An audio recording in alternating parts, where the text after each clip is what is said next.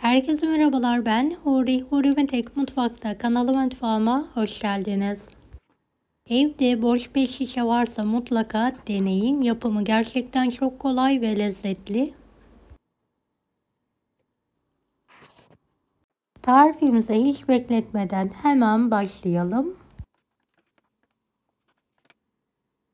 3 adet tam yumurta,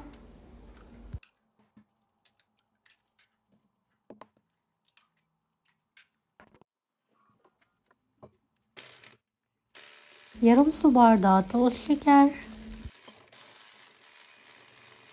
çay bardağı ılık su, azar azar ekleyelim. 1,5 su bardağı un, 1 yemek kaşığı dolusu kakao, 1 paket vanilya, yarım paket kabartma tozu. Tüm malzemeyi homojen olana kadar karıştıralım.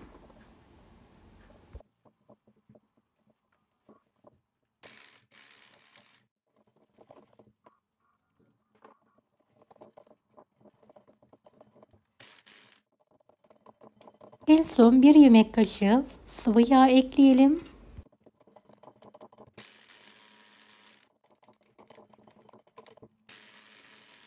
Evet, kıvamı bu şekilde olmalı. Ne koyu ne cıvık, tam kıvamında.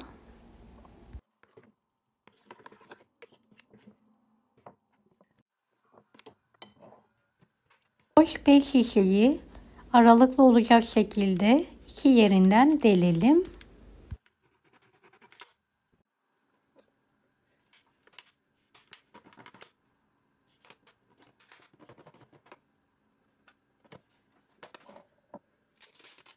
Deldiğimiz tarafları bir bant yardımıyla bantlayalım.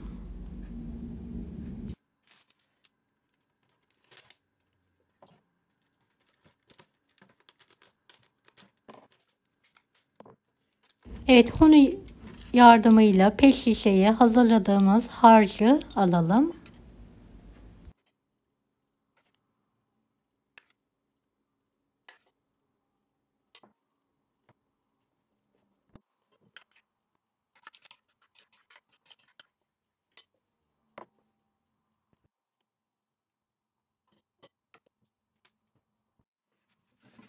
Kapağını örtelim. Tavasını önceden ısıtalım. Bir parça yağla her tarafını yağlayalım ve videodaki gibi sıkarak dökelim.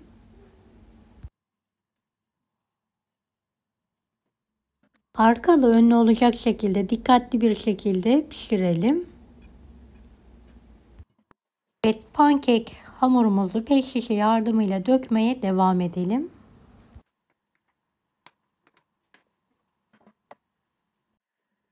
Pişenleri ters çevirelim. Diğer taraflarında pişirmeye devam edelim.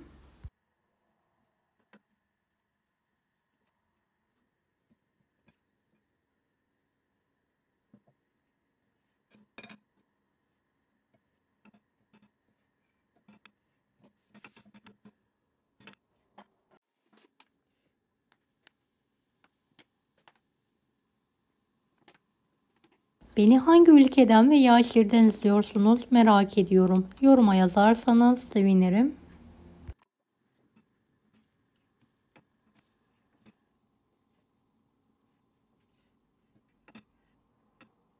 Kek harcı bitene kadar aynı işlemi yapmaya devam edelim.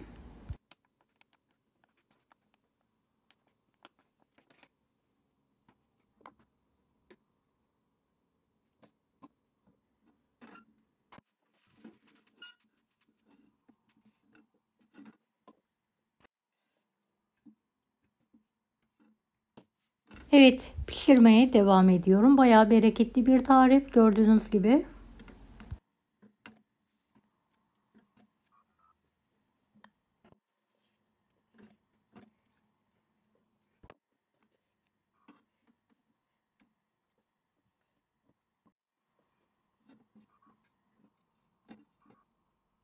Pankeklerimin hepsi hazır.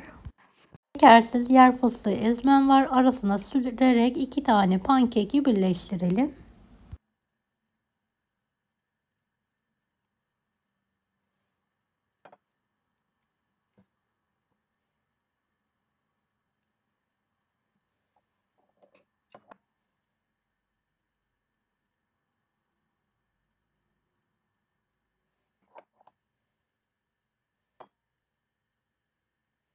Arası için dilediğiniz malzemeyi kullanabilirsiniz. Kahvaltılık, çikolata, yer fıstığı ezmesi, kremalar ya da daha farklı malzeme de kullanabilirsiniz.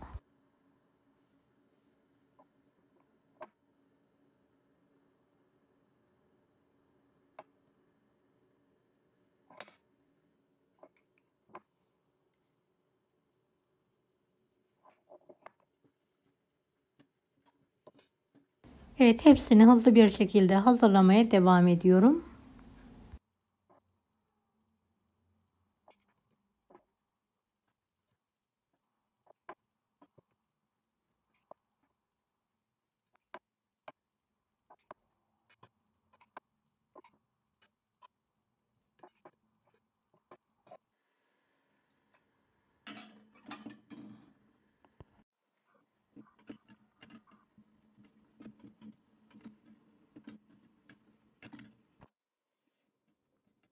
Üzeri için bitter çikolatayı Belmara usulü eritiyorum.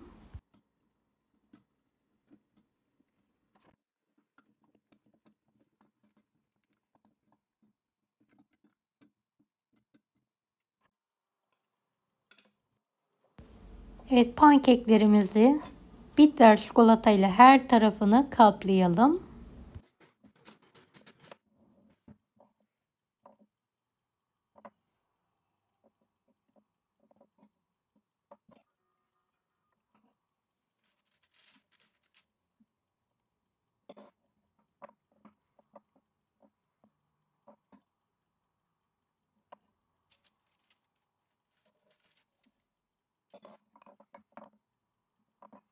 Daha sonra fırın kağıdı üzerine alalım.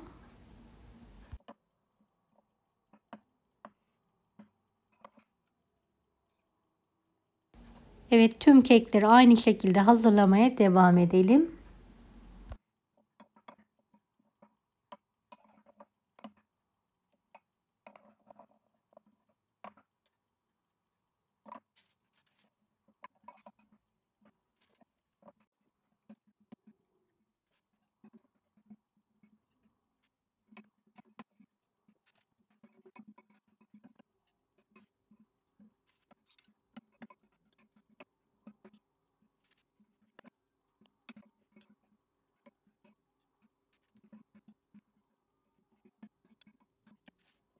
Salatası donana kadar buzdolabında dinlenmeye bırakalım.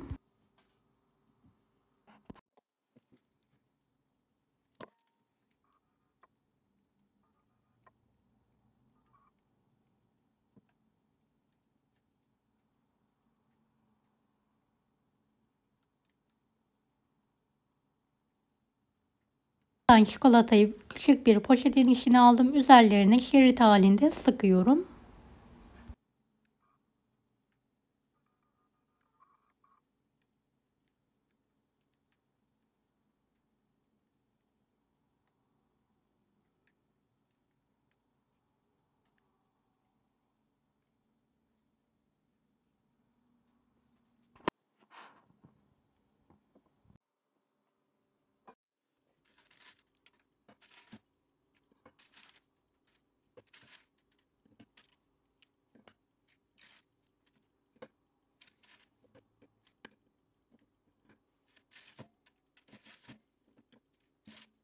Evet, çikolataları donunca servis tabağına alabiliriz artık.